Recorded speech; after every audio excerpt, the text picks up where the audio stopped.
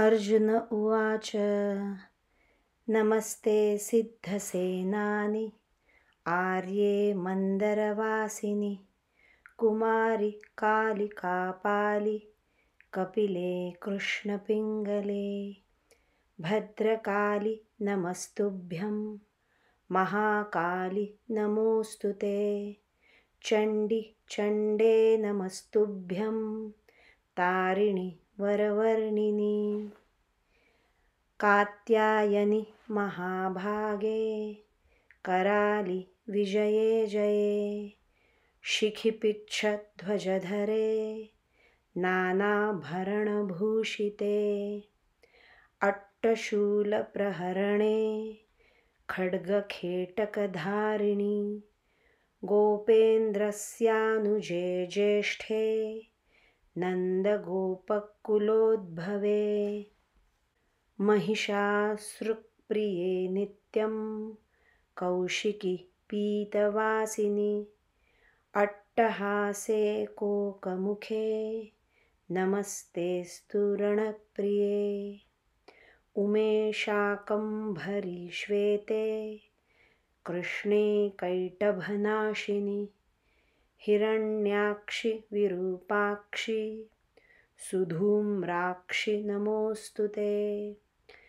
वेदश्रुतिमहापुण्ये ब्रह्मण्ये जातवेदसि जम्बूकटकचैत्येषु नित्यं सन्निहितालये त्वं ब्रह्मविद्या विद्यानां महानिद्रा च देहिनां स्कन्दमातर्भगवति दुर्गे कान्तारवासिनि स्वाहाकारस्वधा चैव कलाकाष्ठा सरस्वती सावित्री वेदमाता च तथा वेदान्त उच्यते स्तुतासि त्वं महादेवी विशुद्धेनान्तरात्मना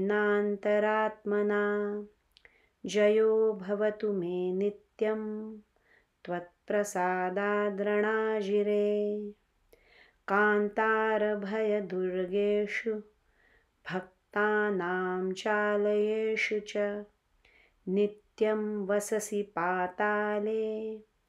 युद्धे जयसि दानवान्